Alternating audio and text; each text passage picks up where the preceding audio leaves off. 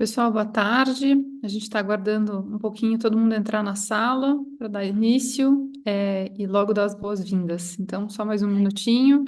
Sejam muito bem-vindos, bem-vindas. Muito obrigada pela presença. Hoje, para a gente, é um dia bastante especial.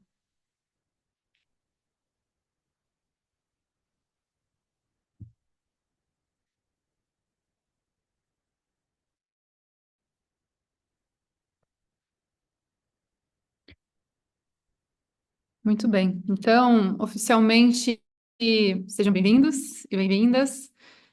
Hoje a gente vai ter uma sessão muito especial, que é o webinar de lançamento de uma publicação que é fruto de um trabalho colaborativo, de um trabalho voluntário e que traz toda a essência do que é o trabalho do LAB, que é o Laboratório de Inovação Financeira, que completou nesse ano 7 anos de existência como um fórum de integração multissetorial e um espaço de diálogo público-privado para a promoção da inovação e das finanças sustentáveis no Brasil.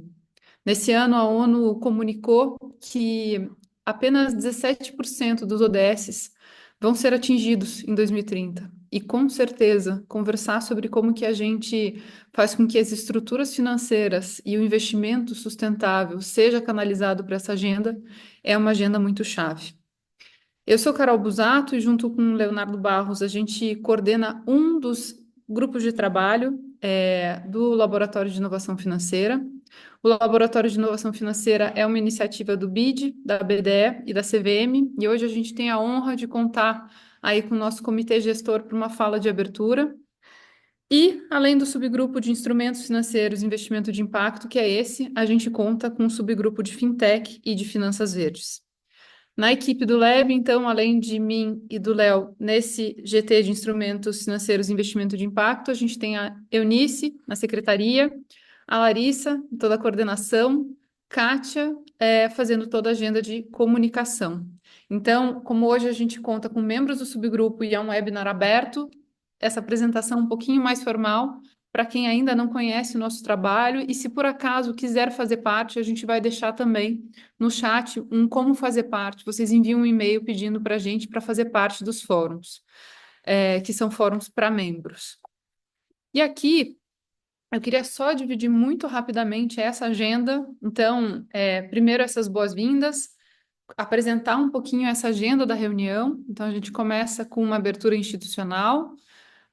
Passa por uma contextualização da Raquel Sampaio, que está aqui hoje e que começou esse trabalho desse parecer técnico para a CVM, mas muito além disso, Raquel tem um trabalho dessa agenda de Blended Finance puxando há muitos anos.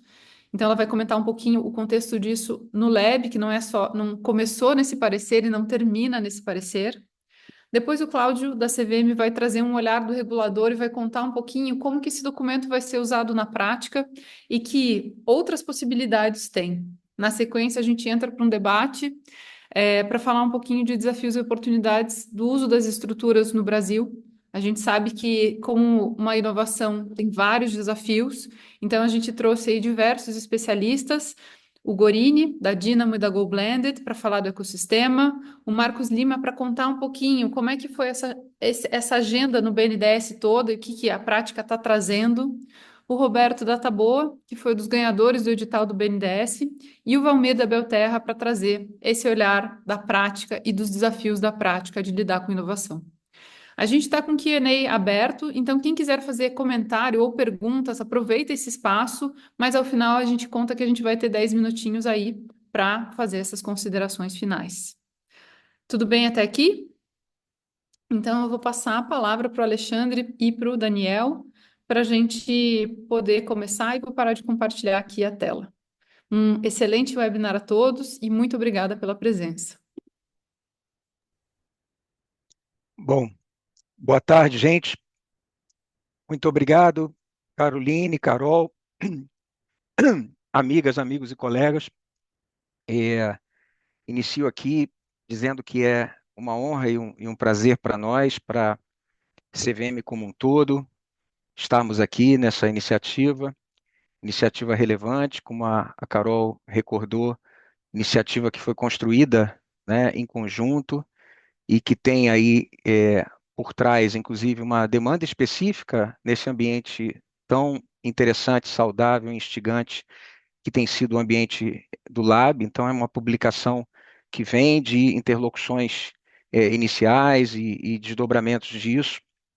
E, então, saudando também esse aspecto, quero agradecer aqui esta oportunidade, não apenas em meu nome, em nome do presidente João Pedro Nascimento, em nome da Nathalie Vidual, nossa superintendente de orientação a investidores e finanças sustentáveis, em nome do Cláudio, que estará aqui conosco aí no decorrer do evento, e em nome das demais amigas, dos demais amigos e colegas na autarquia como um todo. Quero fazer um cumprimento especial aqui à Carol, ao Leonardo, ao subgrupo como um todo aí de Blended Finance, né?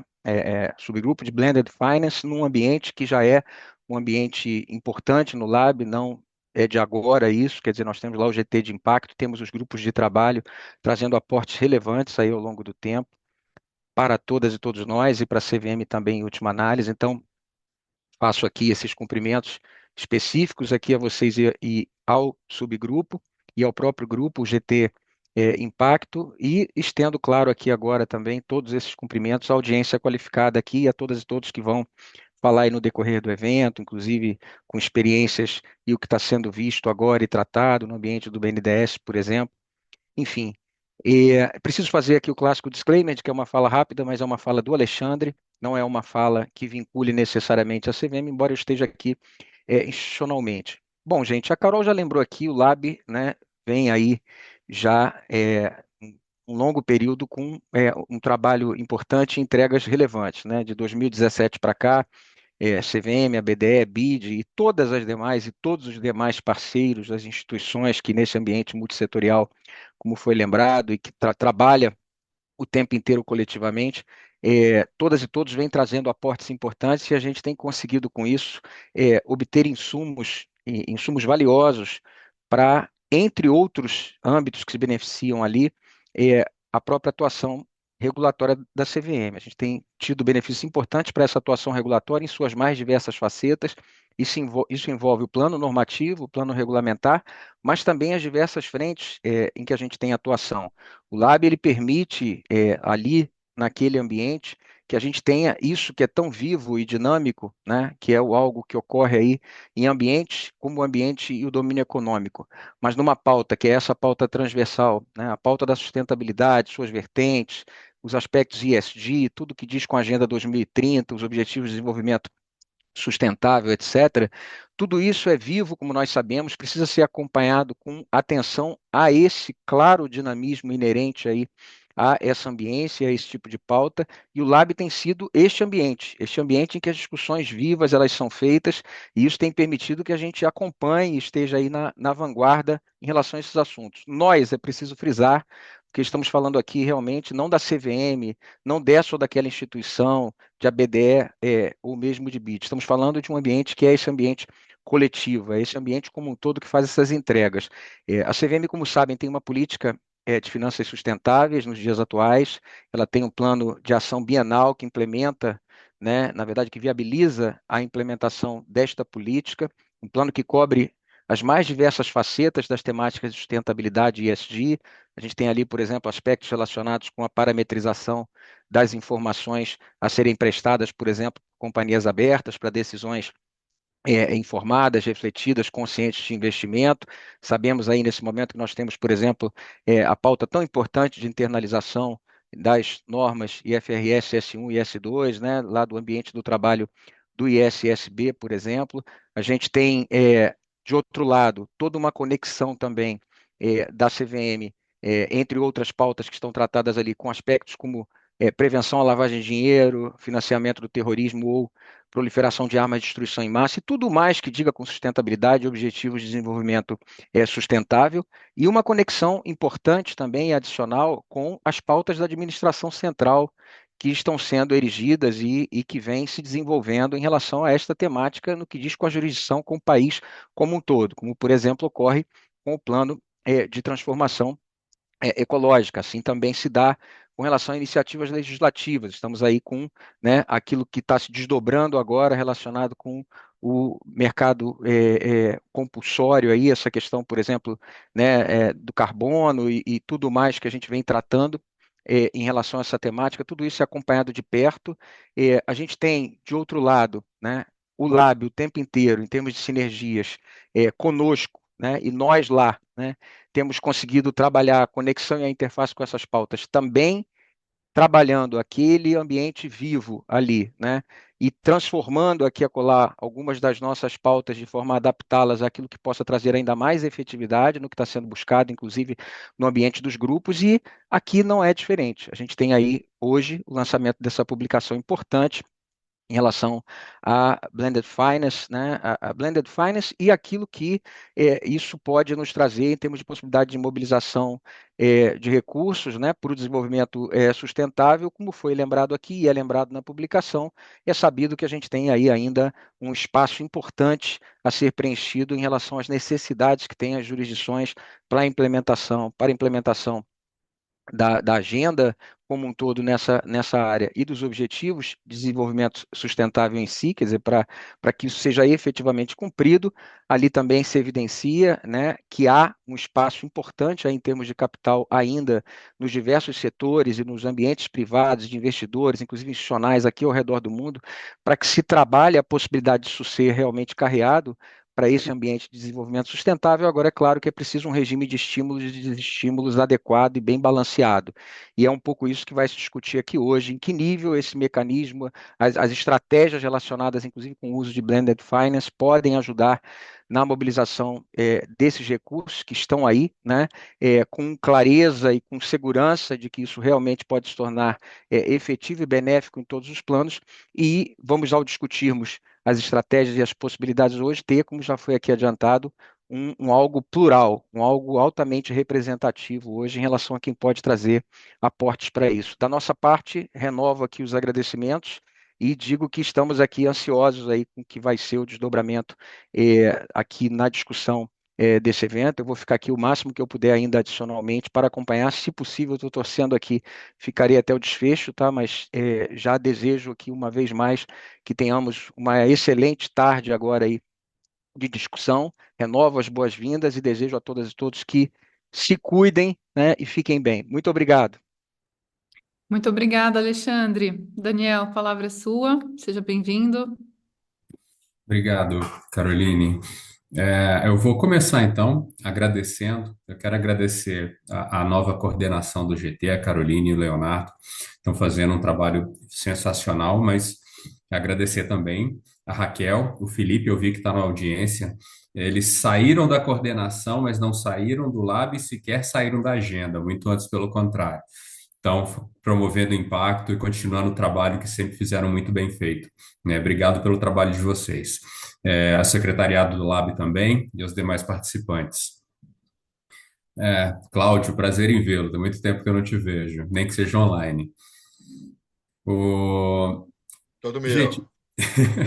vocês sabem que essa é a 54ª publicação do Lab, tá? Foram 53 e a gente está lançando hoje a publicação número 54 do Lab, né? E eu tenho orgulho de dizer que nesses 7 anos, cada uma dessas publicações fizeram a diferença. Algumas em pequena escala, outras em grande escala. Eu vou trazer uma curiosidade pessoal. Uma dessas publicações do Lab, eu ajudei, eu participei ativamente. Eu não estava nem no BID, eu estava na GIZ ainda. Foi a primeira publicação que o Lab lançou sobre taxonomia sustentável. E recentemente eu fiz uma reunião no Ministério da Fazenda com a secretária Cristina, que está tocando, né, o desenvolvimento da taxonomia nacional. E na mesa dela estava a publicação do Lab, a primeira publicação do Lab sobre taxonomia. Tá? E eu tenho certeza que essa publicação agora vai estar na mesa de muitas pessoas na CVM, né? E vai direcionar muito bem os trabalhos. E vai ser uma publicação que é um aglomerado de ideias de pessoas brilhantes que participam voluntariamente, mas que estão super engajados e super importadas com a agenda. Então, eu tenho a agradecer a vocês em nome do BID, tá? Agradecer o empenho de todos vocês e todas as vezes que eu falo no Lab, eu falo que o Lab ele é feito por cada um de vocês. O Lab é uma plataforma 100% voluntária e o Lab é o que é fruto do trabalho de cada um de vocês que estão aqui hoje. Então, a todos os participantes do Lab, em nome do BID, muito obrigado pelo engajamento. É uma pauta pessoal minha, do desenvolvimento e o fomento das finanças sustentáveis, e o Lab em contexto brasileiro e, por que não, mundial, é uma das principais ferramentas para a promoção desse mercado, não só aqui no Brasil, principalmente no Brasil, mas também influenciando outras praças e outros países. O Lab, o modelo brasileiro que foi implementado no Lab, já foi replicado na Argentina, já foi replicado no Chile, já foi replicado no México, está sendo replicado no Paraguai, tá? E está sendo replicado na Colômbia. Tudo isso fruto do trabalho que vem sendo feito e conduzido por vocês. Então, não vou me estender, eu queria realmente agradecer cada um de vocês, agradecer a presença dos nossos convidados aqui, tá? E desejar a todos um excelente evento e que essa publicação faça a diferença no trabalho de cada um de vocês, porque no final das contas é isso que importa. Obrigado, pessoal, um bom evento. Obrigada, Daniel. E eu queria também agradecer, eu estava olhando ali os participantes, que esse documento não foi construído pela gente, foi construído em muitas mãos, então todo mundo que está aqui, né, seus nomes constam nos agradecimentos. E lembrando também, né, que foi a Raquel também que iniciou esse trabalho. Ela vai trazer um contexto não só do parecer técnico, mas um contexto da agenda de Blended Finance no Lab. E a gente agradece muito, Raquel, pelo teu tempo, pela tua disponibilidade, e a gente fica muito feliz de fazer essa entrega, e a gente quer muito te ouvir um pouco desse conteúdo. Mas antes, eu só vou passar a palavra para o André, que acabou de chegar. André, seja bem-vindo. A gente queria contar com as suas boas-vindas aí em nome da BDE. Bom, antes de tudo, peço desculpas aqui pelo atraso. Tive um problema medianamente sério aqui. Enfim, mas antes de tudo aqui, cumprimento a todos, né, a todos vocês. Vejo que o Daniel, Caroline, e vejo todos aqui os presentes. É um momento bastante, eu digo, crucial, assim, né? Acho que a gente está vivendo uma situação bastante particular. Acho que a gente tem uma grande entrega, né, do Lab sendo feito nesse momento.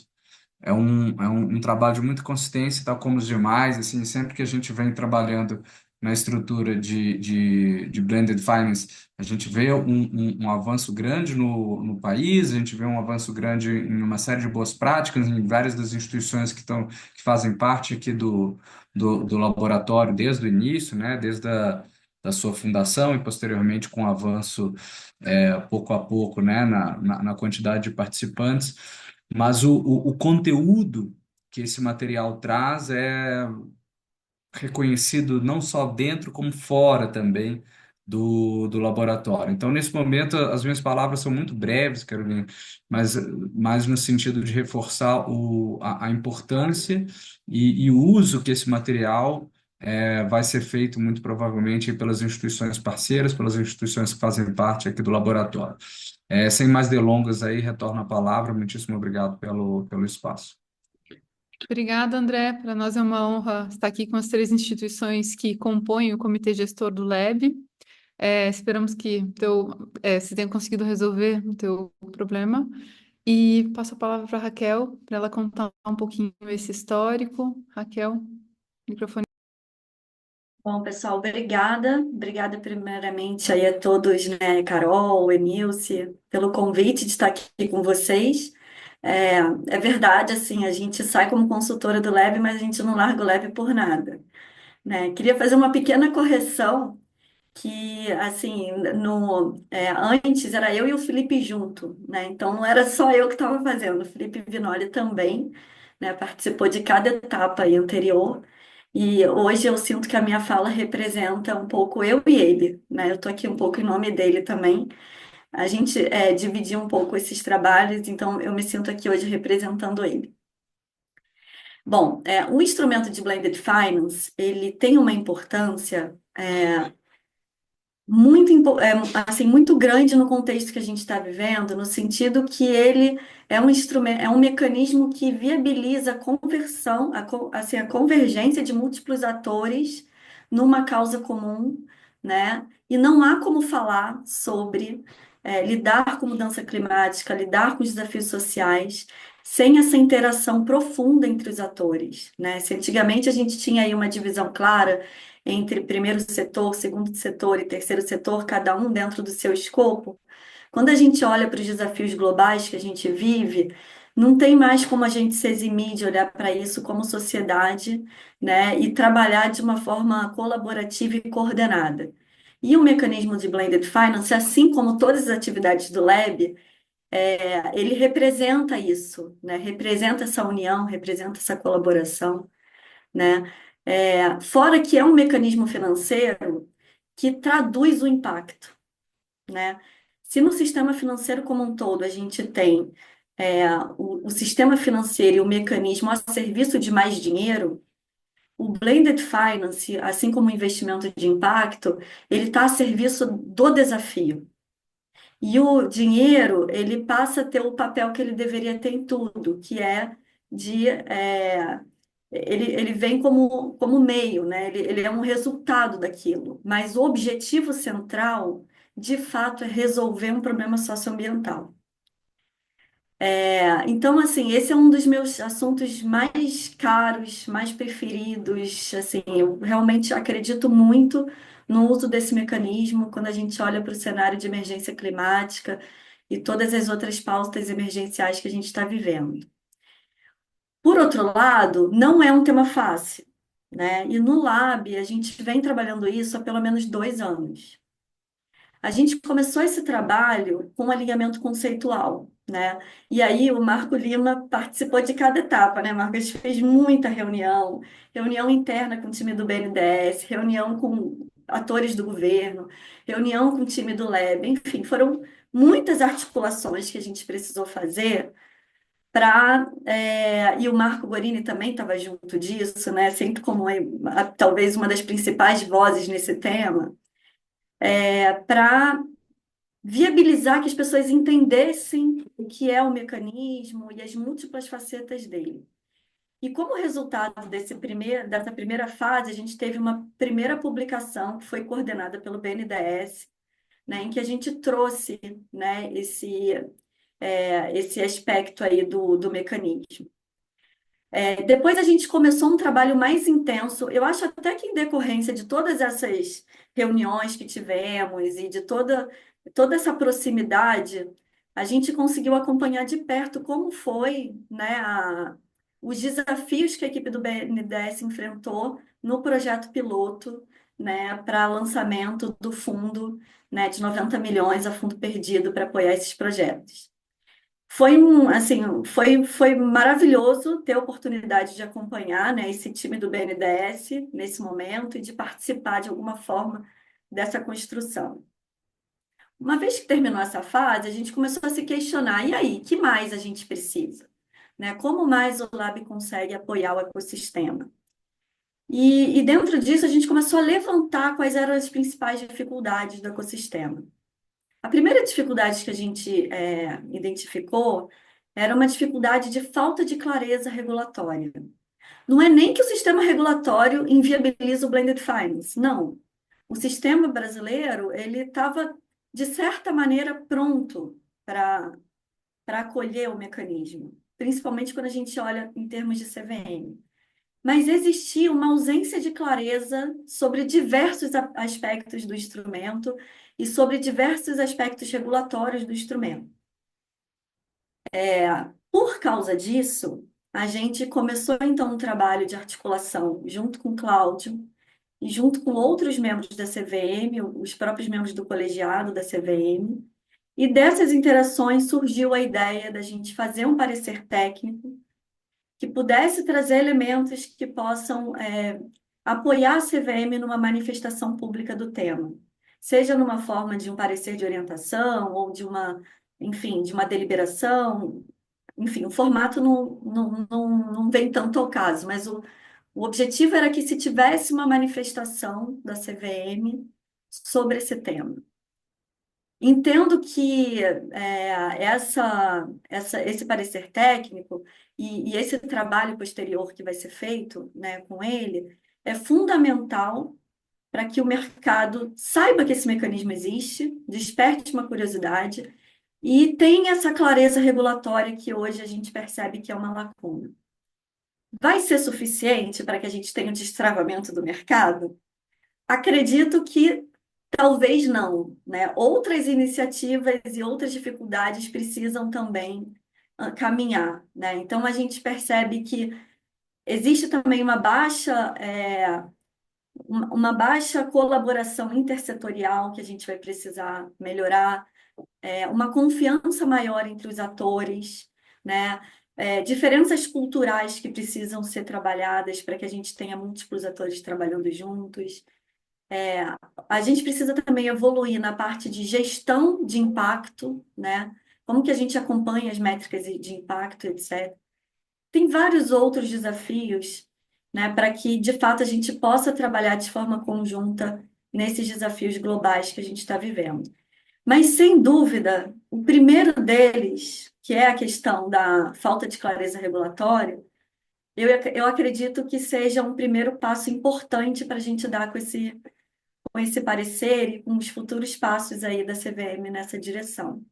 E eu me sinto muito feliz de ter tido a oportunidade de estar no Lab por 6 anos como consultora, de ter feito parte desse trabalho e de estar aqui hoje com vocês. Obrigada.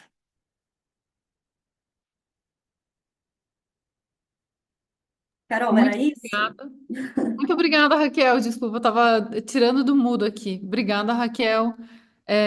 Acho que tem todo esse histórico que fica, e eu acho que agora a gente fica com um pouquinho de curiosidade de entender um pouquinho do que vem pela frente. Hoje é um privilégio a gente estar aqui com o órgão regulador e contar um pouquinho, né, a que instrui esse parecer, né, quais são os próximos passos. Então, para contar um pouquinho o olhar do regulador, eu passo a palavra para o Cláudio, para ele contar um pouquinho isso e daqui a pouco a gente já passa para o debate. A palavra é sua, Cláudio. Seja muito bem-vindo e muito obrigada. Imagina, Carol, para mim, na verdade, é um prazer, é uma honra. O pessoal que milita, né, nesse segmento de mercado, se é que eu já posso chamar assim, me conhece, sabe que eu tenho interesse por esse segmento desde o início, e sempre poder colaborar com o Lab é muito prazeroso, e eu me sinto honrado. E hoje, ouvindo todo mundo que falou antes, além, é claro, de terem roubado todas as minhas falas, né?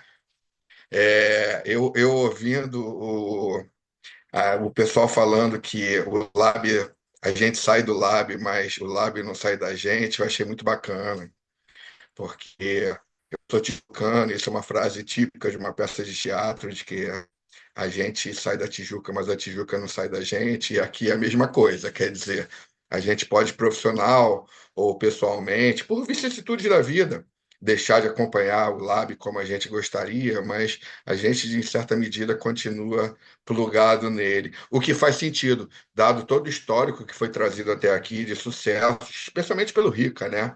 Quando ele fez uma visita das entregas, fica claro que a gente realmente está entregando, a gente tem valor a acrescentar em termos de desenvolvimento socioeconômico, e tudo isso dá assim, um sentido, uma motivação para o trabalho que a gente faz. É, e para a CVM, extremamente rico, quer dizer, e aí repetindo o disclaimer que o Alexandre fez, são todas opiniões pessoais, a gente não está falando pela organização, mas a impressão que eu tenho internamente é de que, de fato, o Lab é um jogo de ganha-ganha para o regulador de mercado de capitais. A gente tem a oportunidade não só de incentivar o mercado sob nossa responsabilidade a se desenvolver, como também tem uma grande oportunidade de curva de aprendizado interna. Então, desde que a gente começou a se dedicar a essa temática, e aí falando de uma maneira mais genérica, a temática socioambiental, mais especificamente o link, a relação que existe entre financiamento de longo prazo, mercado de capitais e a temática socioambiental, a gente já vem trabalhando isso de maneira consistente, ordenada na casa há um tempo, e hoje a gente fica muito feliz em poder mais uma vez apoiar essa agenda, né? por meio da publicação desse trabalho, mais uma entrega do Lab, no âmbito, dentro da temática de finanças sustentáveis, mais especificamente sobre o Blended Finance, mas eu diria que dentro da temática de finanças sustentáveis, porque tem muitos pontos de conexão, naturalmente. E o que a gente pretende fazer com isso? A CVM vem utilizando os pareceres de orientação, e aí, de novo, pessoalmente, eu entendo que de uma maneira muito inteligente. Existem algumas matérias que se comunicam com o mercado de capitais, mas não são exatamente matérias pertencentes ao mercado de capitais. Quando a gente fala de blended finance, a gente não está falando de um ativo, a gente não está falando de um emissor, a gente está falando de uma estrutura.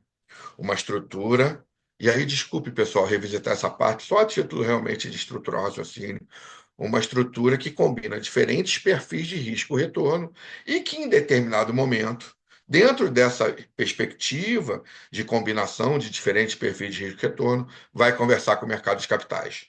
Então, a ideia do blended, em última análise, olhando lá para o fim do túnel, é viabilizar operações que talvez não tivessem saído do papel, mas que fazem sentido, inclusive sob a perspectiva de investimento, mas só fazem sentido sob a perspectiva de investimento depois de terem trilhado determinado caminho.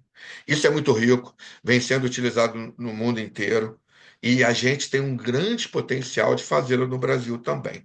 E aí a CVM, olhando para esse cenário, como já fez com, por exemplo, os criptoativos ou as sociedades anônimas de futebol, vislumbra uma oportunidade de usar especialmente seu soft power, né? A capacidade de influenciar decisões, de pautar discussões, para incentivar também esse mercado. E aí, se é que eu posso chamar assim, a gente fez uma encomenda para o Lab, uma encomenda que foi muito bem recebida, né? A gente, como gestor, usufruiu um pouquinho dessa posição e falou: olha, precisamos de ajuda, a gente quer andar com essa temática, a gente quer apoiar o desenvolvimento desse segmento de mercado no Brasil, naquilo que nos compete e precisamos de ajuda, porque, assim, circunstâncias, e nosso pedido foi prontamente atendido. E o trabalho, mais uma vez, o trabalho que resultou da, da, da capacidade de interlocução e de produção de material e de posições, contemplando diferentes pontos de vista que o Lab pode oferecer, não por acaso, como o Ricas reportou, ele se tornou um exemplo, ele oferece isso. Então, estamos muito felizes, vamos utilizar, muito provavelmente, aí só a diretoria sabe, mas muito provavelmente para expedir um parecer de orientação. É isso que está no radar, e a nossa ideia é, de fato, incentivar o uso dessa solução no mercado brasileiro.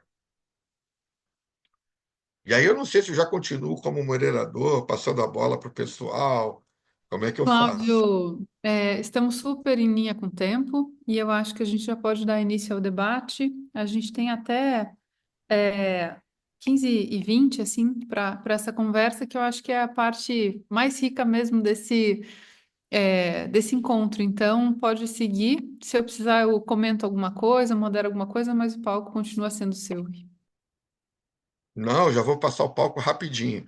Vou passar o palco para uma estrela muito maior que a minha, para o Marco Gorini. Marco, todo mundo que acompanha esse segmento no Brasil sabe que o Marco é não só um veterano, como uma inspiração.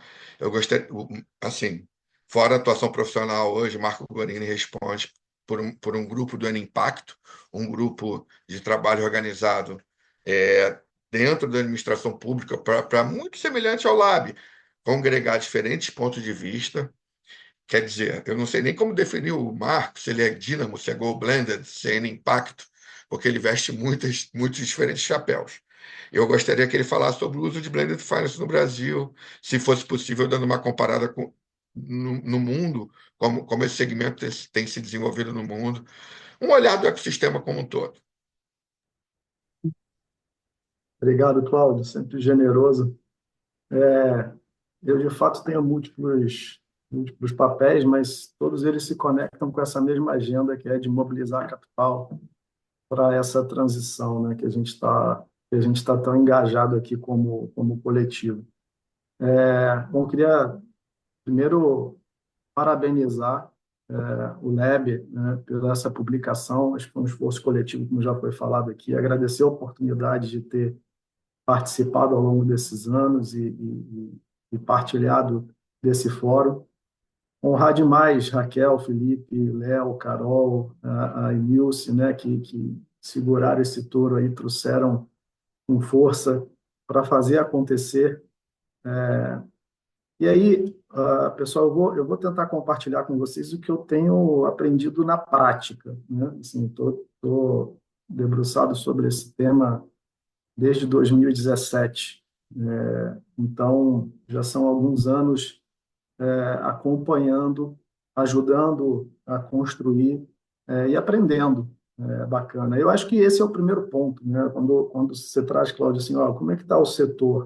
Acho que a primeira compreensão que a gente precisa ter é que é um setor em construção.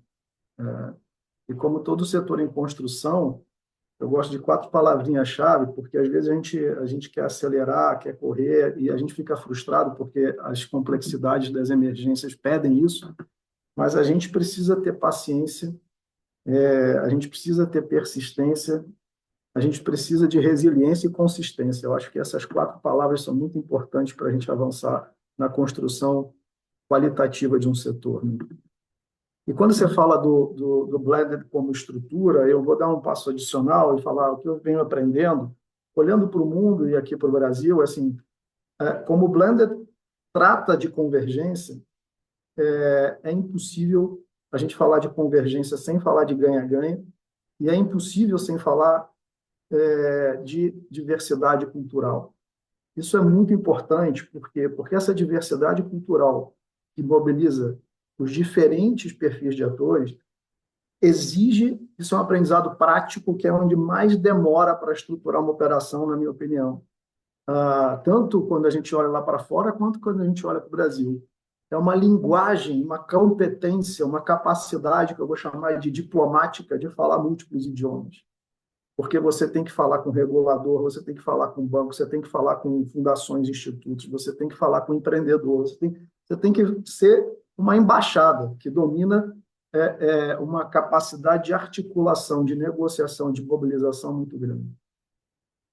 Outra coisa que eu tenho aprendido ao longo desses anos é que quando a gente olha para o tema da mobilização de capital, né, e para os gestores do mercado financeiro, eu acho que esse é um ponto crítico, é cada vez menos sobre gestão de recursos e cada vez mais sobre soluções que mobilizem capital de forma inovadora, de forma refinada.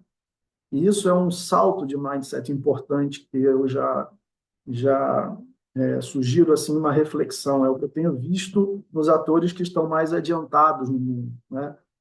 Parar de pensar apenas numa questão de gerir um ativo, gerir um portfólio, muito mais sobre a capacidade de mobilizar capital de forma refinada, o que exige um outro olhar em termos de posicionamento, de gestão também.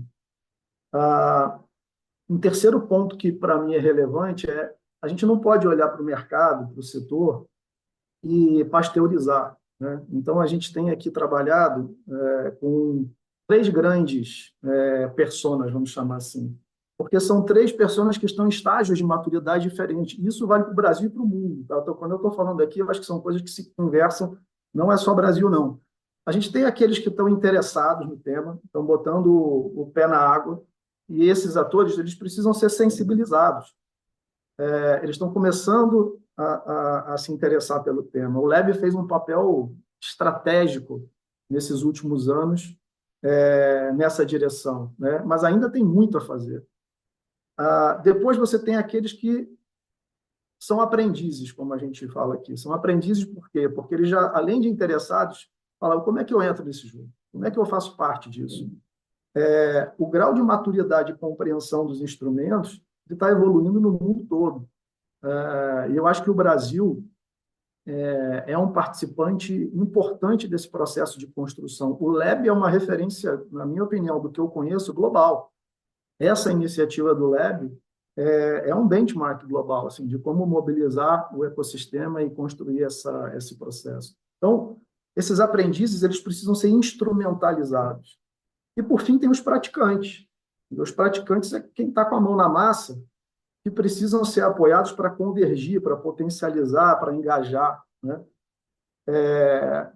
Uma vez que a gente entende essas três dimensões de perfis, a pergunta que fica é como é que a gente traça estratégias que conversem não só nacionalmente como internacionalmente, para contemplar esses três níveis de maturidade de forma estratégica para que eles possam avançar de forma coerente, para não criar gaps, né? Que a gente tenha cada vez mais praticantes, cada vez mais aprendizes e cada vez mais interessados.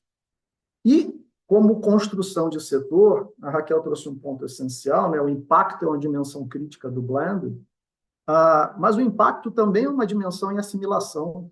Se para a gente é meio default falar de risco, retorno e liquidez, o impacto é um aprendizado, o impacto é algo que está sendo estandarizado, e a gente precisa acelerar essa curva para que a gente passe a considerar cada vez mais essas quatro dimensões, né?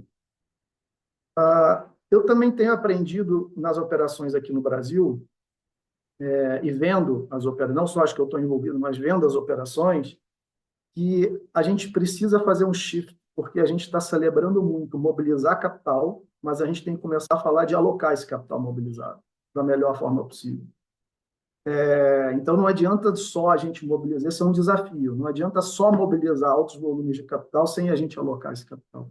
Ô, Cláudio, você me corta aí quando tiver necessidade, que senão eu vou seguir falando aqui até onde tiver que ir, tá?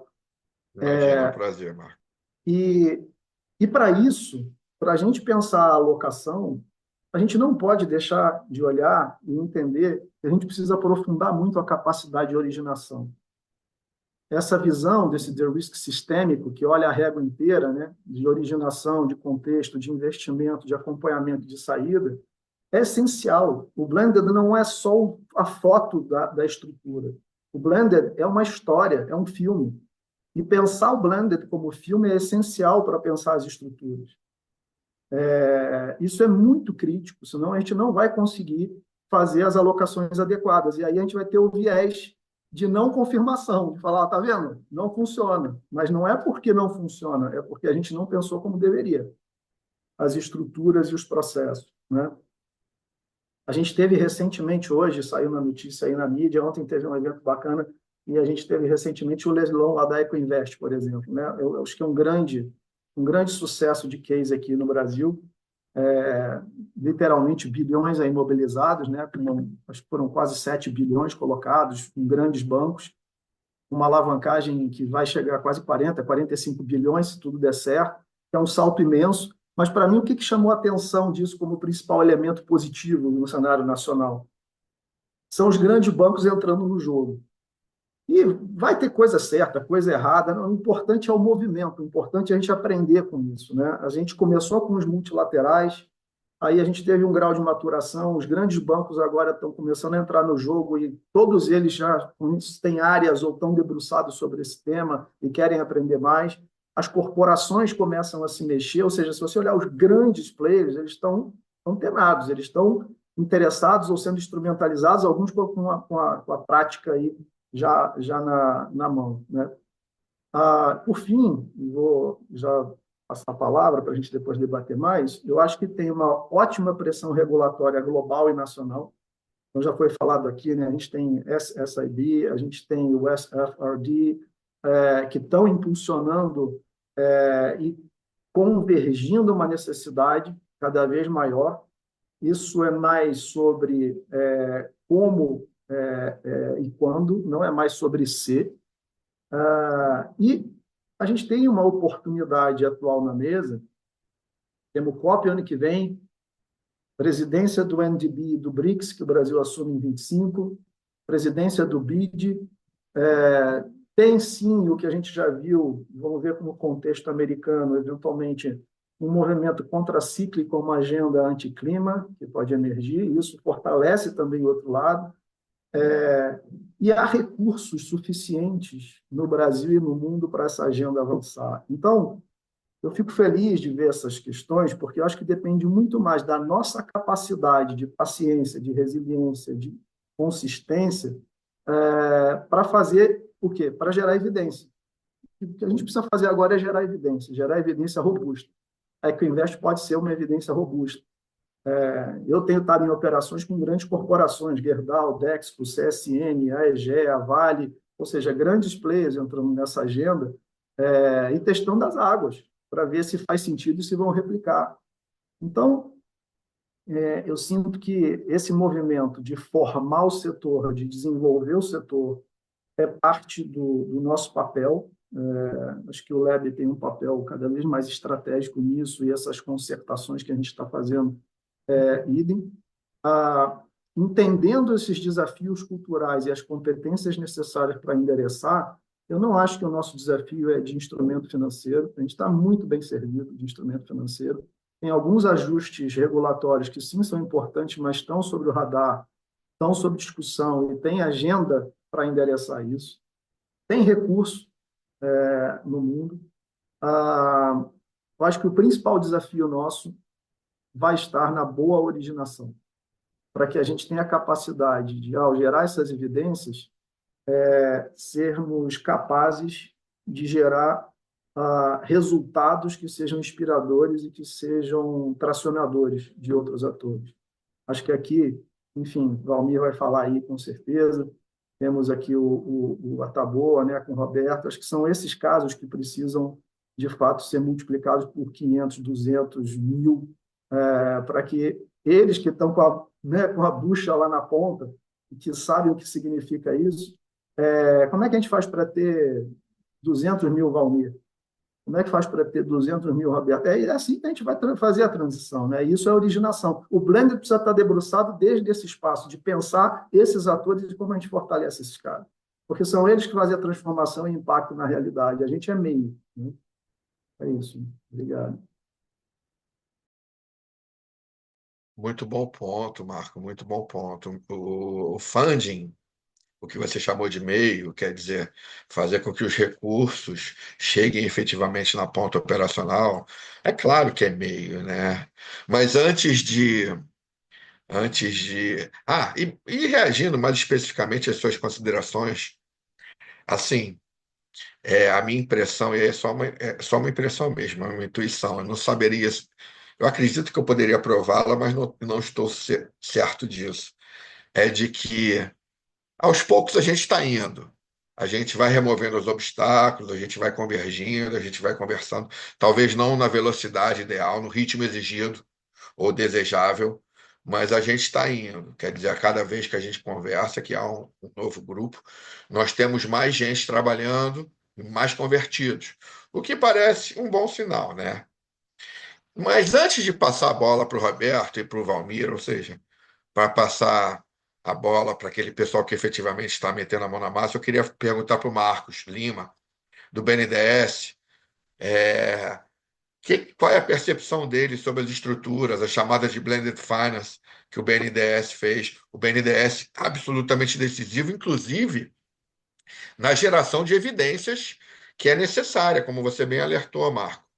Porque, assim, a partir do momento que nós temos um banco nacional efetivamente alocando recursos em operações que vão rodar, ou potencialmente vão rodar, a gente está falando já de mercado, está falando, né, de geração de dados, informações que vão poder ser trabalhadas. E, nesse sentido, eu imagino que os desafios e oportunidades que o BNDES enfrentou nessa chamada pública de blended finance podem ser um bom ponto de partida, um bom ponto de orientação, mais do que de partida, na verdade, para o pessoal que se interessar por seguir nesse segmento de mercado, por estruturar operações dessa natureza. Então, por favor, Marcos Aurélio Lima, eu passo a bola para você agora.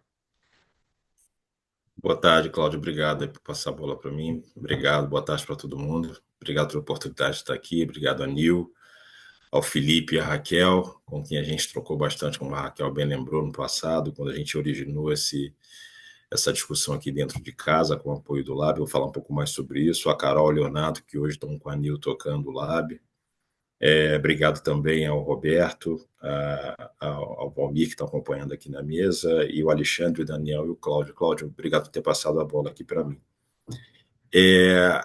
Eu diria que o banco passou por um desafio muito interessante. Vou dar 2 passinhos para trás de como o banco resolveu entrar nessa agenda, né? O que ele viu enquanto oportunidade para conseguir ali escalar a sua atuação no socioambiental. Era a instrumentalização, era um meio, como o Cláudio bem colocou aqui há pouco, né?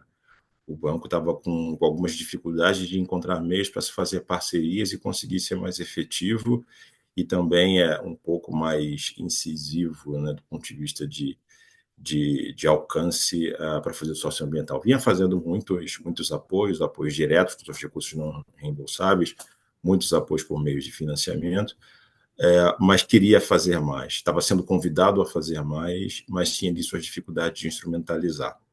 Começou a estudar, eu fiz parte dessa equipe que começou esse tipo de estudo e a gente encontrou no Lab um locus de discussão de um tema muitíssimo interessante, muito promissor e potente para ali endereçar os objetivos de desenvolvimento sustentável e também impactar, ampliar ali o alcance do impacto, sobretudo com outros parceiros, né? com o mercado de capitais, por exemplo, né? Sou originário de mercado de capitais, tenho carreira executiva de mercado de capitais aqui no banco e a área socioambiental, que na época eu estava nela, ela estava de fato querendo se aproximar desses mecanismos para, junto com o mercado, aumentar ali a sua abordagem, a sua potência no ecossistema socioambiental. E no Lab, sobretudo ali tocado pelo Marco, que coordenava o subgrupo de Blended Finance, e com o apoio primoroso ali da Raquel e do Felipe, o banco teve muito apoio, foi muito provocado e foi muito apoiado para construir, para identificar qual seria ali o papel que faria mais sentido uma instituição de fomento como o BNDES atuar nessa agenda, para além do que a própria literatura de Blended Finance dizia ali, alguns papéis que poderiam ser mais interessantes, mais assertivos para as instituições multilaterais de fomento. O banco conseguiu ter essa ajuda com base em muita conversa, com base em muita troca com diversos tipos de agentes e sobretudo, também com as discussões que aconteciam, né, no âmbito do Lab. Ele foi um piloto dentro do Lab, dentro desse subgrupo. O banco identificou ali que o que faria mais sentido era, para além de aplicar recursos, era movimentar o ecossistema, né? Originar talvez ali agentes interessados, partícipes e despertar um pouco dessa agenda. Eu lembro muito bem, Gorini, você falava no início que o Blended Finance era uma caixa de ferramentas, né? E que me veio à cabeça que essa caixa de ferramentas poderiam ter vários usuários diferentes, né? Então, por que não? Acho que o banco, com o nível de penetração que o BNDES tem em diversos setores e segmentos e diversas escalas desses setores, ele viu que poderia, com a sua atuação, para além do que a gente tinha de recurso, 90 milhões, que era relativamente tímido, o que a gente poderia provocar com tudo isso. E identificamos uma forma que foi bastante interessante. E tudo numa visão de inovação. E aí um destaque que você colocou de desafio, né, Cláudio? Um dos principais desafios que o banco teve foi o desafio institucional. Era, de fato, usar de recursos não reembolsáveis, um dinheiro com muito cuidado o banco utiliza os recursos não reembolsáveis, né? Que alguns chamam de fundo perdido. A gente precisa ter muito cuidado com esses recursos. A gente estava ali querendo apoiar um instrumento para trazer o mercado de capitais. E caberiam ali diversas interpretações, mas que a gente enfrentou esses desafios e ainda a gente continua enfrentando. Mas no desafio institucional, a gente acredita que a gente deu um passo muito grande quando a gente ali aprovou esse orçamento, a gente aprovou um canal para fazer o uso desses recursos e a gente também aprovou um modus, né? Um modus de como fazer, que era via chamada pública, que aí entra um outro desafio muito significativo, que é o desafio operacional. Realizar a chamada, a gente fez ao longo de, diria que 7 meses, cerca de 7 meses, entre maio e dezembro de 2022. Foi realmente uma atividade que envolveu muita gente da casa, foi uma atividade que provocou uma série de reflexões e alguns ajustes de modelo mental. Isso foi interessantíssimo, né? Por exemplo, lidar com recursos não reembolsáveis, assim, houve algumas quebras de paradigma, é bastante interessante, porque no fim do dia ali, na verdade, na metade do dia, via-se ali uma assunção de um papel muito aplicável a uma instituição como o banco, que é promover o impacto, que é escalar impacto, que é ter um impacto efetivo. Então, era um pouco da nossa narrativa interna para a gente conseguir avançar. A gente avançou com a chamada. E aí, feita a chamada, né, e a gente teve vários indicadores de alcance e até de superação de alcance de algumas expectativas, principalmente as positivas.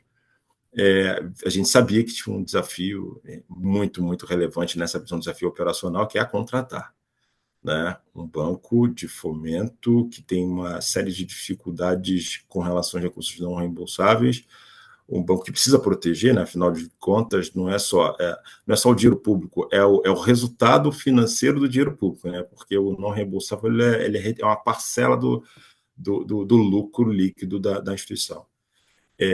Esse desafio ele era enorme, mas para inovar não tem como, né? A inovação ela vai demandar ali um esforço muito grande e a gente está no curso dessa etapa. Eu costumava dizer ali que a gente está no segundo terço aí dessa jornada, na medida que a gente está aprendendo muito com ela. A gente conseguiu contratar uma operação das 11 que selecionamos, tem uma outra que está avançando. Essa que está contratada, a gente vai falar com o Roberto daqui a pouco, né, que é a Taboa.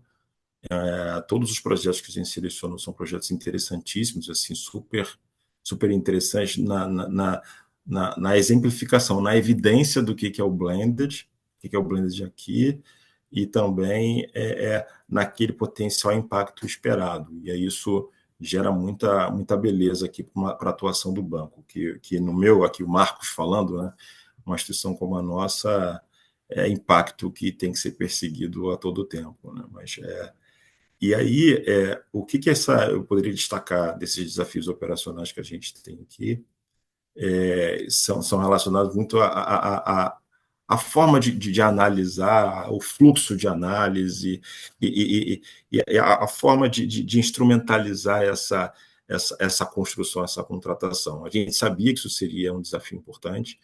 Esse desafio também era sabido dos próprios empreendedores e donos dos projetos, e a gente tem aprendido bastante juntos. E aí está gerando uma quantidade significativa de boas lições aprendidas, boas lições, inclusive, de experiências que não são tão boas assim, mas que geram boas lições aprendidas para que, quando a gente fizer uma próxima rodada, a gente tenha ali constituído desses aprendizados uma eventual nova chamada mais assertiva, melhor direcionada, ampliando esse alcance e efetivamente, né, tendo melhor qualidade ali de tudo, inclusive da originação. Eu concordo com você, Marco, a questão da originação é algo que você traz aqui como um desafio destacado, como a própria Raquel também colocou, a questão de clareza regulatória.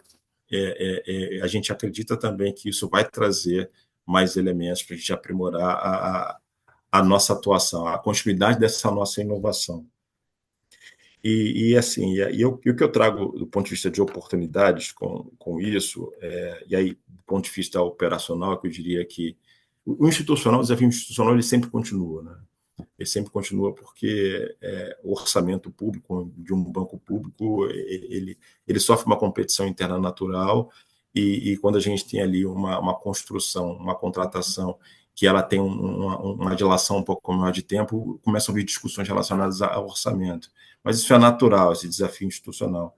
Agora, o desafio operacional, a gente acredita que as próximas rodadas, os próximos movimentos do banco, a gente gostaria que eles fossem mais leves e com mais participação do mercado, com estruturas, com um formato de chamada, por exemplo, que fosse não tão aberto como foi, ele fosse mais direcionado, mais assertivo e mais restrito para um objetivo a que se propõe. E que tivesse ali também uma construção junto com o próprio mercado, com a participação de gestores, etc., para a gente conseguir também ter ali uma originação mais assertiva e uma velocidade também de construção e de efetivação dessas estruturas blended. Eu penso, Cláudio, que a gente está num período de inovação ainda. A Raquel chamou de piloto, a gente não chama mais de piloto porque da forma como foi, da forma como está sendo, não é nada piloto, é bem a Vera, como diz aqui no Rio, e como se diz aqui na Tijuca também, Cláudio, eu não saí da Tijuca. A questão é que essas lições aprendidas, para ampliar a escala de atuação com uma instituição como a nossa, e para que a gente consiga ser mais assertivo, ter mais velocidade, que acho que também o próprio mercado, o próprio ecossistema, ele pede por isso, vai ter que ter mais inovação dentro dessa inovação, e acho que ela vai passar por estar mais próximo de alguns agentes de mercado para dar essa dinâmica. É um pouco do aprendizado que eu gostaria de destacar aqui com essa chamada, que foi bastante interessante, mas a gente sabia que a contratação dela seria um desafio bastante superior a esses outros que foram anteriores ao final de 22. Nossa, Marcos, um aprendizado enorme. Eu agradeço bastante você compartilhá-lo conosco, até porque, em larga medida, não vou nem falar em certa, em larga medida, ele ratifica alguns pontos que a gente vem intuindo e trabalhando. Um deles é de que é possível estruturar essas operações dentro do mercado de capitais e elas fazerem sentido, e elas já estão originando aprendizados para, aparentemente, sem que você tenha assumido esse compromisso, serem escaladas, ganharem mais atenção. Isso daí vindo de quem mete a mão na massa, vindo do grande player de mercado que é o BNDES, assim, é muito auspicioso, como de resto foi toda a sua fala. Outro ponto que a sua fala também revela é de que a gente, como o Marco também fala, como na verdade os agentes falam, uma pegada mais de abrangência, de ecossistema, é de que a gente pode avançar no conhecimento. E aí, mais especificamente, no conhecimento dos órgãos de controle. Quer dizer, nem sempre você perder dinheiro numa operação ou financiar uma operação que não deu certo significa mau uso dos recursos públicos, né? Tudo depende de você ter um protocolo e aquele protocolo ter sido seguido de maneira republicana. Em outras palavras, não é toda operação que é financiada por um banco de desenvolvimento que necessariamente, por ter sido financiada por uma agência de fomento ou por um banco de desenvolvimento, tem que dar certo. A gente no Lab já vivenciou isso com o Badesul, com o Tribunal de Contas do Estado do Rio Grande do Sul, que lá, anos atrás, tinha uma visão muito mais restritiva sobre a alocação de recursos, garantias para venture capital e coisas que, na prática, quando você traz para dentro de uma operação financeira, inviabilizam operações pequenas. E a sensação de diferentes atores é que isso vem evoluindo no Brasil. Quer dizer, quando a gente está falando em fomentar alguma coisa, é necessário ter algum apetite para risco, pelo menos na minha visão. Não tem como tudo dar certo, em que pese toda a inteligência e expertise dos agentes envolvidos, né? Isso é da própria natureza de mercado. E aí, com base, nessa premissa, eu queria passar a bola agora para quem está lá na ponta tentando fazer, né? Porque uma coisa é a gente idealizar, outra coisa é a gente efetivamente vivenciar as dores. Eu vou passar a bola para o Roberto Vilela, da Taboa.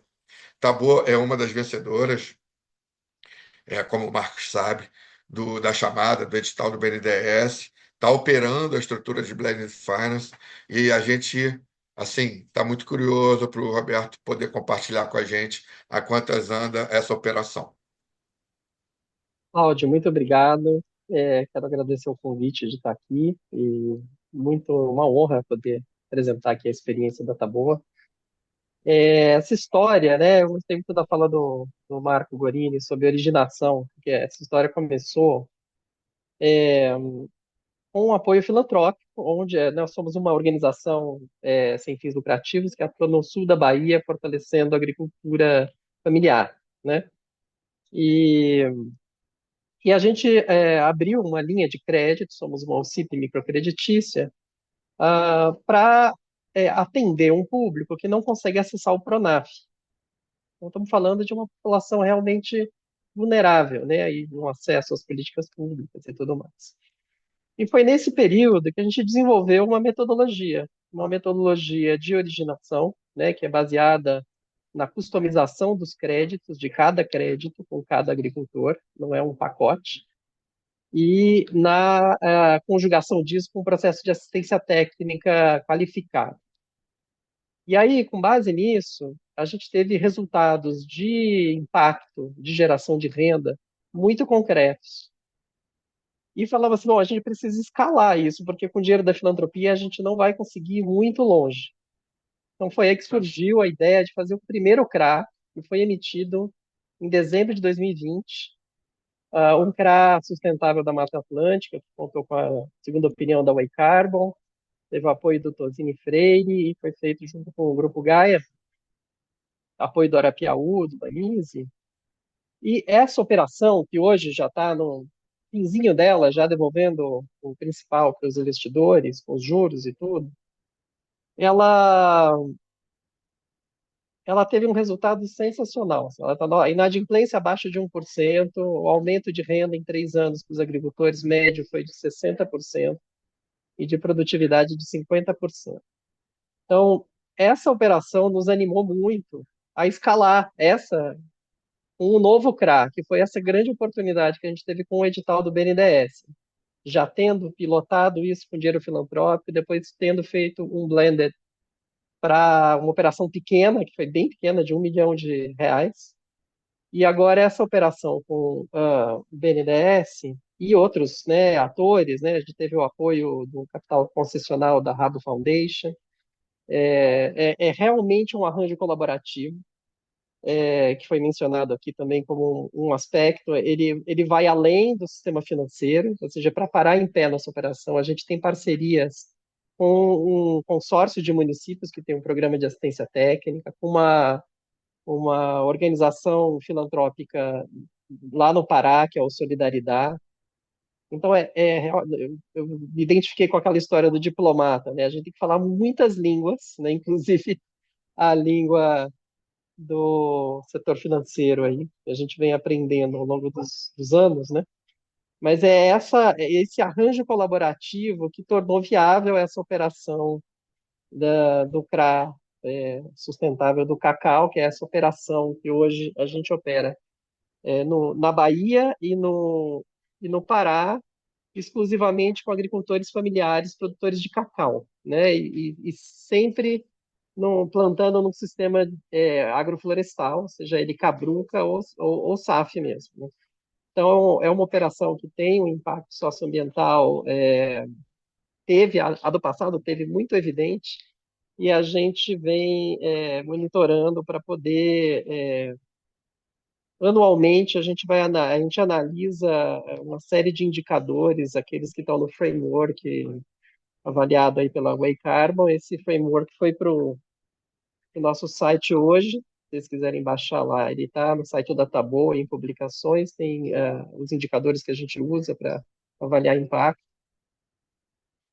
E acho que é isso, gente, é, que eu trago para cá. Bom, pelo que eu entendi, se eu pudesse resumir, é de que você já estava na estrada, mas a oportunidade de participar dessa chamada pública foi útil não somente pelo funding, mas também porque traz mais maturidade para a operação, faz com que vocês abram suas expectativas, suas perspectivas. Ou seja, é uma sinalização de fortalecimento do ecossistema. É isso mesmo, Roberto? Minha análise está Com correta? certeza. Com certeza, Cláudio, até porque a demanda é enorme. Esses 10 milhões que a gente concedeu já acabou e a gente tem uma fila de espera enorme. Então a gente precisa discutir o próximo passo, né, que estamos discutindo já, que seria uma próxima operação de 30, mas essa operação dá visibilidade para o nosso trabalho também, né, e isso nos conecta com atores que antes a gente não conversava. Então realmente é muito bom, estamos muito agradecidos de fazer parte desse edital. Maravilha. E é curioso a gente ouvir, a gente que eu digo, nós que comecei no mercado de capitais nos anos 90, na sequência do Plano Real. Então, sendo muito franco, quando eu ouço falar em 10 milhões e 30 milhões, e trabalhei em áreas de registro, com supervisão de fundo de investimento, o Marcos já está ali, rindo ali, porque 30 milhões não paga nem o ticket da equipe dele fazer análise da operação. Só que não é pouco, né? Não é pouco.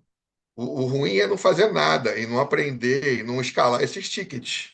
E a gente, assim, o seu depoimento é mais um depoimento no sentido de que a gente está no caminho, talvez não com ritmo, né, desejável, mas estamos no caminho. Pois não, Marcos, fica à vontade.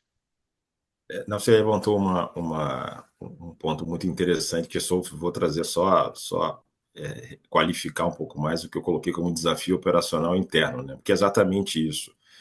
É o esforço necessário para se inovar por algo, por um mecanismo que é altamente impactante versus uma discussão que está pronta e está posta de outros instrumentos financeiros que conseguem trazer resultados muito rápidos para casa, assim, e a casa é cobrada por isso, pelo seu controlador, que é o Tesouro.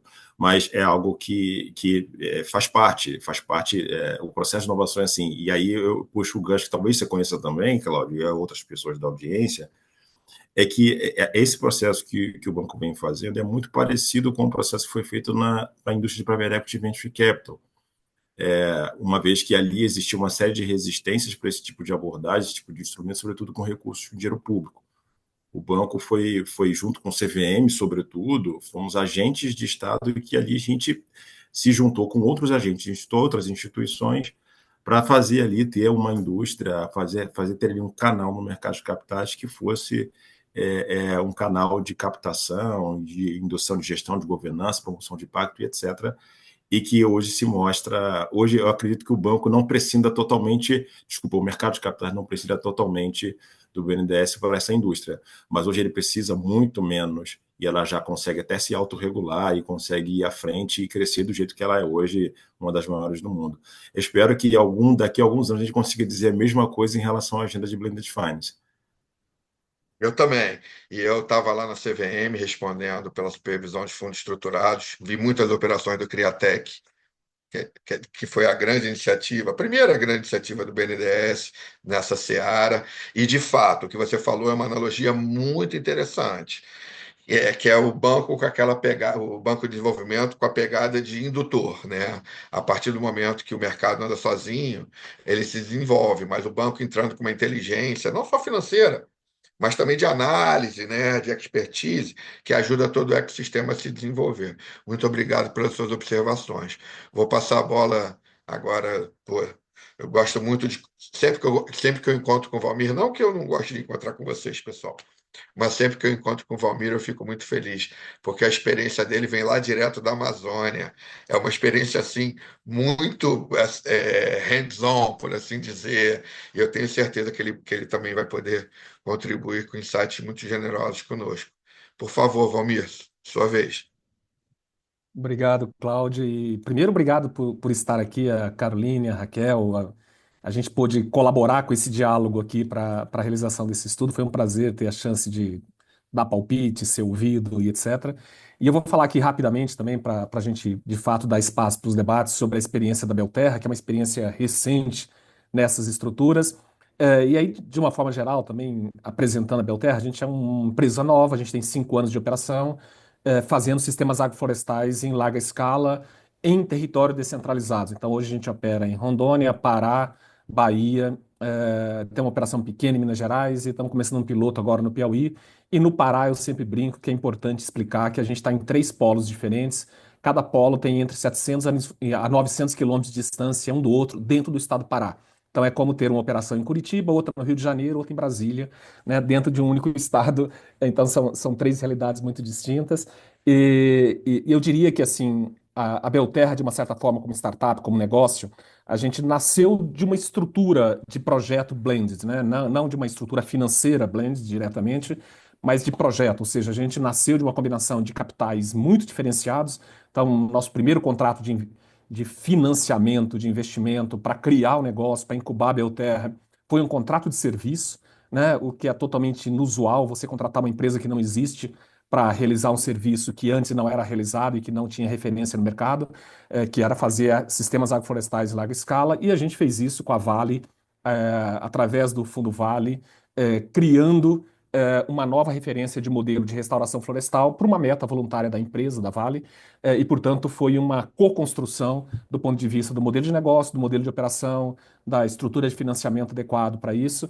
E, na sequência, a gente teve a oportunidade de vir avançando com o Fundo Vale, que é esse braço de investimento de impacto da Vale, que eu diria que tem pilotado algumas coisas, talvez das mais inovadoras que a gente tem aqui no Brasil, no mundo da filantropia, olhando para esse mix entre filantropia e investimento de impacto, e a gente teve a oportunidade pela Belterra de co-construir, beber desse processo e criar a empresa um pouco, ao mesmo tempo, co-desenvolvendo soluções de financiamento. Então, eu diria que eu sempre brinquei com a nossa equipe internamente na Belterra, nesses últimos anos, a gente teve que gastar tanta energia para aprender agricultura, né, como plantar banana, cacau e tal, quanto de finanças, né? Eu diria que no campo de finanças, o nosso ciclo de aprendizado teve que ser mais profundo e intenso, porque para cada tranche de investimento, para cada rodada, a gente teve que construir soluções que fossem próprias para o momento do negócio e para a natureza do nosso negócio, que é um negócio de investimento de longo prazo, é um negócio de investimento que não é de retorno imediato, é um modelo de negócio que é diferente do que a gente está acostumado a olhar no agro tradicional, que é monocultura, larga escala, etc.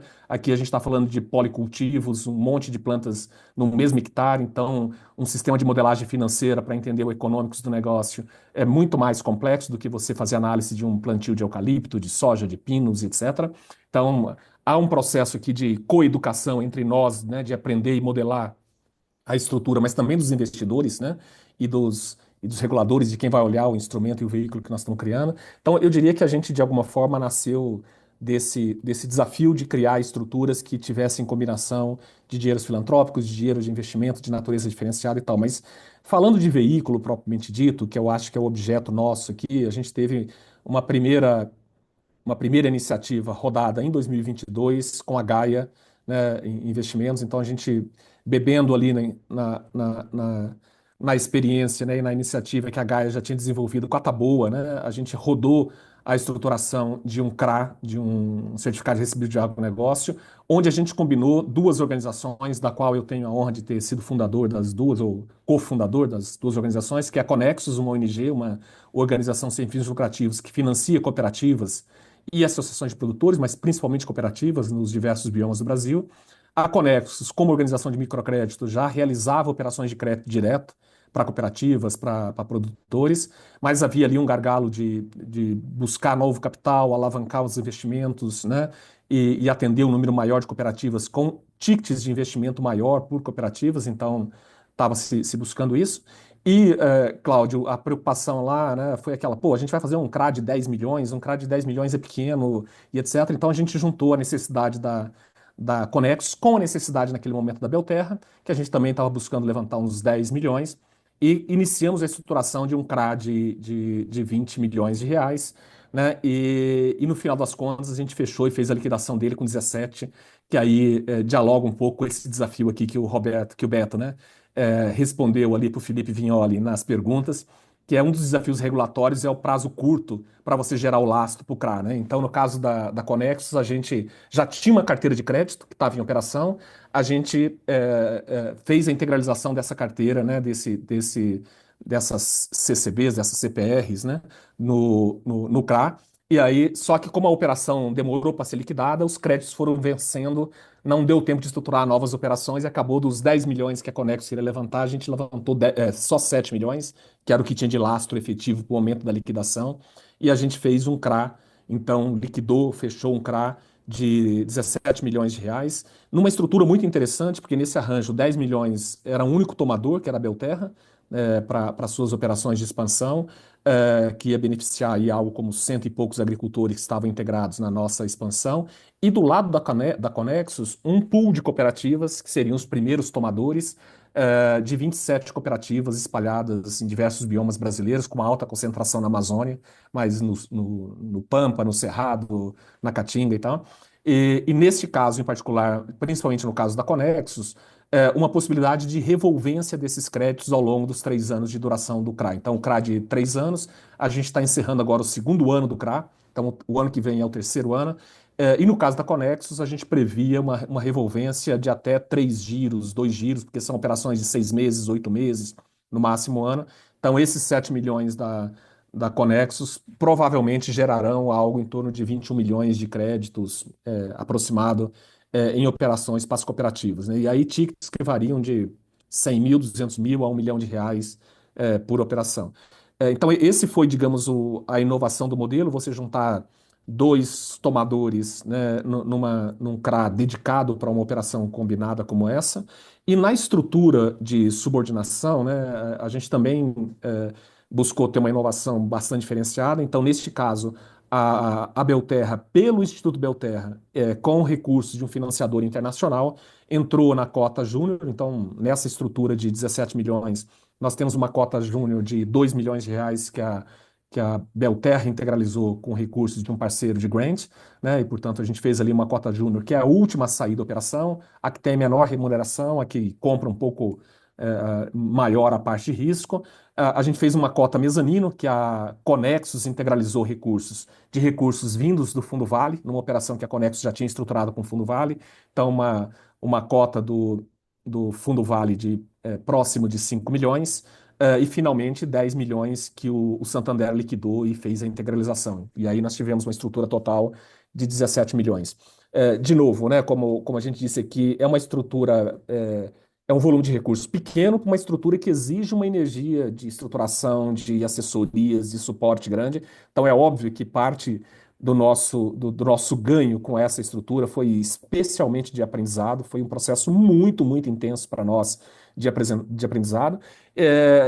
Claro, é sempre um aprendizado mútuo entre investidor, estruturador da operação, todo mundo junto, mas eu acho que no caso da nossa indústria, digamos assim, né, esse campo de negócio novo que está nascendo no Brasil, nascendo em termos de escala, né, que é o que a gente chama de restauração florestal, sistemas agroflorestais.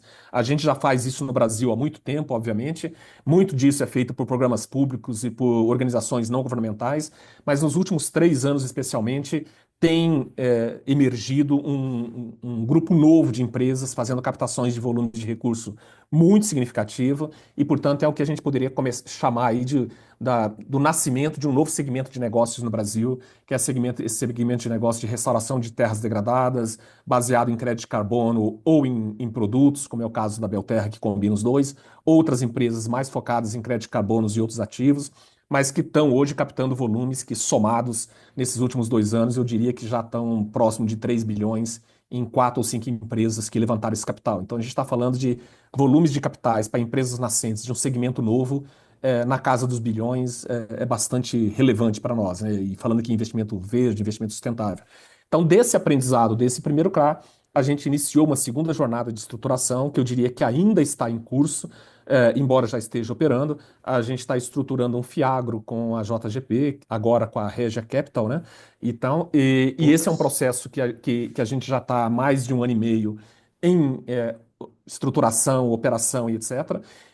É um instrumento muito mais sofisticado do ponto de vista da estrutura, do modelo e tal. Ou seja, de novo, a gente conta com uma cota júnior, que já foi integralizada pelo Fundo Vale, a gente conta com uma cota mezanino, que a gente tem discutido com alguns investidores, a gente tem um ator relevante do sistema de investimento de impacto, que está presente aqui nessa reunião, que está avaliando a possibilidade de fazer um segundo investimento na cota júnior. A gente está falando com o Banco Internacional de Desenvolvimento, que está fazendo uma avaliação de investir na cota júnior ou na cota sênior, né? E a gente tem, pelo menos, mais 2 fundos internacionais grandes fazendo a análise da cota sênior do fundo. Então, é um fiagro que pretende chegar a 130 milhões. Até agora, a gente já desembolsou e executou do projeto 38 milhões. Então, a gente está no meio da execução, captação, né? São captações em tranches. Então, a gente já fez as primeiras tranches de desembolso. Estamos, ao mesmo tempo que captando, buscando novos investidores.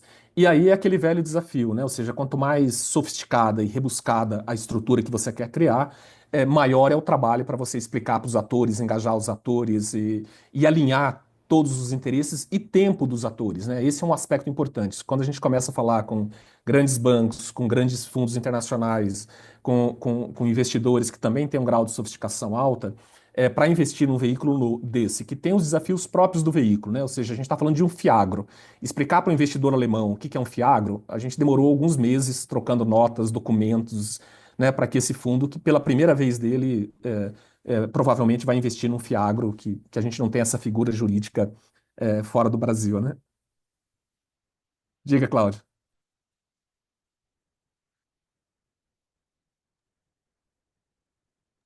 Desculpa. Esse trabalho é só uma vez.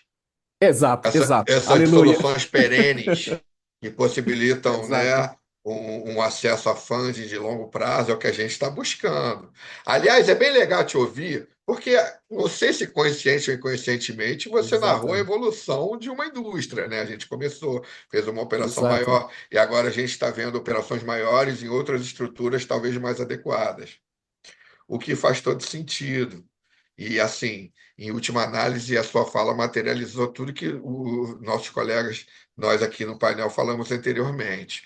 E aí, para dar um último pitaco sobre a perspectiva, a visão da CVM, que talvez não, certamente eu deveria ter falado no início da minha apresentação, é de que o desenvolvimento desse segmento de mercado, finanças sustentáveis de uma maneira geral, não somente blended finance, sob a perspectiva de regulador de mercado, é claro que, assim, se as lideranças, os executivos, as pessoas acreditarem nisso, tanto maior. Mas não é nada pessoal. Sob a perspectiva de um regulador, o que a gente vê é potencial para desenvolver o país desenvolver o país sob a perspectiva socioeconômica, utilizando determinados mecanismos, instrumentos e ferramentas que têm tudo a ver conosco. Aí, quando você fala, poxa, a gente comprou cota subordinada, cara, já fez uma operação de blended finance, né? Porque se você tomou mais risco e não pegou mais benefício, você deixou alguma coisa conscientemente na mesa e, portanto, uma operação tentando viabilizar é, uma estrutura que talvez não parasse em pé se não tivesse esse comportamento altruísta, por assim dizer. Mas a gente pode botar na conta também do aprendizado e da perspectiva de melhoras futuras.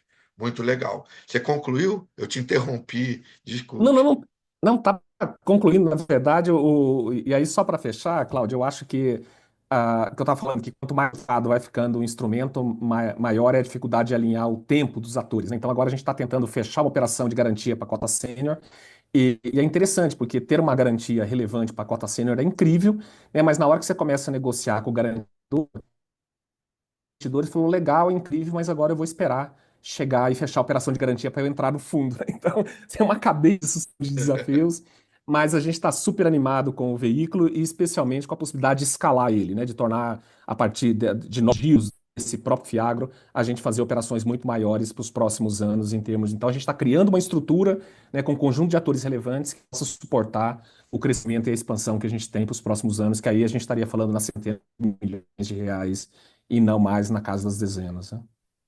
Isso aí. Legal, Valmir, muito obrigado. Muito obrigado pelo seu tempo, pela sua generosidade em compartilhar os aprendizados conosco. Para concluir, pessoal, nosso tempo está se esgotando. Na verdade, já se esgotou um minutinho, mas eu acho que mais 2 minutinhos não matam ninguém. Chegaram algumas perguntas muito interessantes por meio do Q&A, por meio do chat. Eu vou destacar uma aqui e vou deixar a sala aberta para todos vocês se manifestarem na medida em que vocês ficarem confortáveis. A pergunta é da Júlia Camargo, e ela pergunta quais são na nossa opinião, as possibilidades de otimização das estruturas, especialmente com vistas a diminuir o custo. E aí é muito natural que exista essa visão, porque a gente sabe que custo é uma coisa que às vezes inviabiliza a operação parar de pé.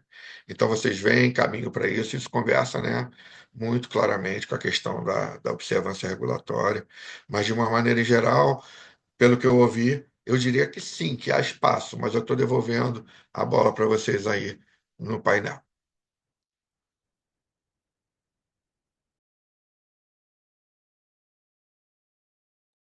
Vou ter que escolher alguém para responder?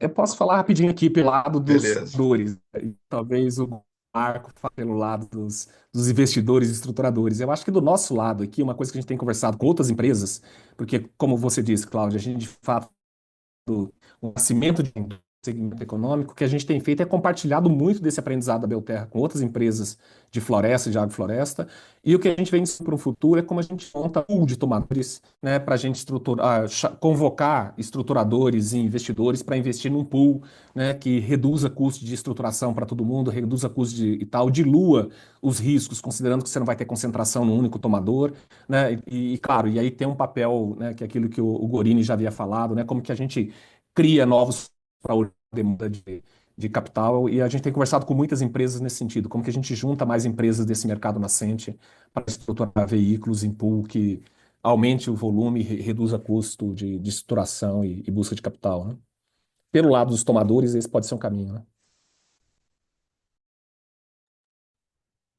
E pelo lado dos fomentadores, né, da estruturação de novas frentes e novas estruturas, eu penso que as lições aprendidas, pensando em escalar a atuação, ela passa necessariamente por uma nova rodada de trocas com o ecossistema, a fim de ver quais soluções, do ponto de vista operacional, fariam mais sentido. Eu acho que é compartilhar os aprendizados, compartilhar também ali algumas dores de alguns agentes e ver como é possível fazer. De novo, como eu comentei com o Cláudio, né, um pouco da experiência que a gente teve, talvez ali repetindo um pouco da experiência que a gente teve com a indústria de private equity venture capital. E a mais recente dela, sim, assim, foi a de seed capital, que você não tinha ali uma forma de capitalizar que fosse num nível de custo que fizesse sentido, as empresas nascentes, as startups. Então, a gente aprendeu bastante com esse percurso, que já tem cerca de 15 anos, se eu não estou errado, e hoje está no nível de viabilidade, de uma concorrência e de uma presença de muitos agentes. Eu acredito que seja um caminho natural com base na experiência do próprio banco, mas essa etapa de troca com o próprio ecossistema talvez possa até direcionar de uma outra maneira. Mas eu acredito que o caminho não vai ser diferente, vai ser por uma troca e para ajustes. Eu também reagiria como você. A pergunta de respeito à redução de custos, é claro que sempre há o que tirar, sempre há o que se revisitar, inclusive sob a perspectiva da regulamentação, mas o que faz que custos caiam é escala e competição. Então, é isso que vai trazer eficiência para o mercado, como de resto em qualquer mercado. Há um montão de coisa que a gente possa fazer, sim, só que ainda assim existe um limite. No final das contas, tem que existir uma dinâmica própria que se retroalimente, não pode depender de iniciativas, né? Tem que ser um mercado, propriamente dito. Gorini, depois dessas, você que representa o N Impacto, que está lá com uma série de interlocutores, diferentes visões do mesmo ecossistema, depois de tudo que você ouviu aqui, espero que você tenha ouvido alguma coisa que parece novidade. Você gostaria de compartilhar uma mensagem final conosco? Que honra, rapaz. Pô, eu compartilho dessa fala final que você trouxe. Estou bem alinhado com todos os depoimentos, porque são fruto de experiências muito práticas, né? E quem está vivendo ali no dia a dia é o melhor interlocutor para essas oportunidades. Eu acho que a gente está num momento de maturidade em que a gente precisa ousar ir para a escala. Se a gente continuar fazendo pilotos, a gente vai perder o bonde, porque a velocidade da complexidade dos desafios é muito maior do que a velocidade das soluções que a gente está gerando. E eu acho que já há uma massa crítica suficiente para que a gente confie que é possível a gente ousar mais. Essa é a minha mensagem. Assim. Eu acho que o pessoal precisa se engajar cada vez mais, ousar, e entender que a gente não vai construir um setor sólido sem risco. Né? Se alguém conhecer esse caminho, Não faz compartilha aqui com a omelete sem gente, quebrar ovos, né? está todo mundo querendo. Então, a gente precisa aumentar esse apetite ao risco. Não é o risco da operação, é o risco da ousadia, é o risco do aprendizado, é o risco de topar entrar no jogo e contribuir para essa evolução. Né? A quantidade e a qualidade do acervo que foi construído nesses últimos anos, com os pilotos que já foram rodados e que já foram aprendizados, eu acho que nos trouxe para um espaço em que a gente precisa dar o próximo passo. Para mim, é o famoso sair do bilhão para o trilhão, porque falar de milhão não dá mais. Então, esse para mim, é onde eu estou debruçado no meu dia a dia hoje, e bem acompanhado em alguns fóruns, mas a gente precisa de mais e mais e mais e mais gente nessa mesma toada, né? Maravilha. Roberto, por favor, alguma última palavra? Bom, a gente está tentando sair do milhão, os 10 milhões, os 50 e os 100. O bilhão está meio longe ainda. Mas, é, não, eu quero só agradecer mesmo a oportunidade de estar com esses atores e trocando. E realmente tem sido um processo de muita aprendizagem, né? Eu fico refletindo também no Blended. Quando a gente vai para a escala no Blended, ou ele deixa, ou a gente acha atores que querem entrar com essa parte em escala, a parte concessional, ou a gente tem que ir para só mercado mesmo, né? Então eu tenho tido esse desafio de entender quem são os atores que estão interessados, né, em entrar com capital concessional com mais escala. Então eu vejo esse aí como um potencial gargalo, né, da escala no blended, né? Porque para ser blended precisa ter o concessional, né? Então fica, se souberem, vocês me avisam. Estamos descobrindo todos juntos. Pessoal, muito obrigado a todos. É sempre um prazer estar com vocês. É uma discussão muito rica, muito inteligente, bem focada. E eu penso que intuitivamente a gente já deu um passo. A gente hoje não falou exatamente para iniciar, para quem não é iniciado. Não foi um webinar no sentido do que é o Blended Finance, já foi um webinar com um caráter um pouco mais operacional, executivo, de identificar problemas e soluções, o que me deixa muito feliz, porque sinaliza que também esse segmento de mercado está evoluindo no Brasil. Muito obrigado de todo o coração a vocês e você aí que nos acompanhou ou vai acompanhar no YouTube. Muito obrigado também. Espero que tenha sido útil para todos e prazeroso para todos, como foi para mim. Valeu, pessoal. Até logo. Obrigada, gente. Obrigado, gente. Boa tarde. Tchau, tchau. Obrigado, pessoal. Boa tarde.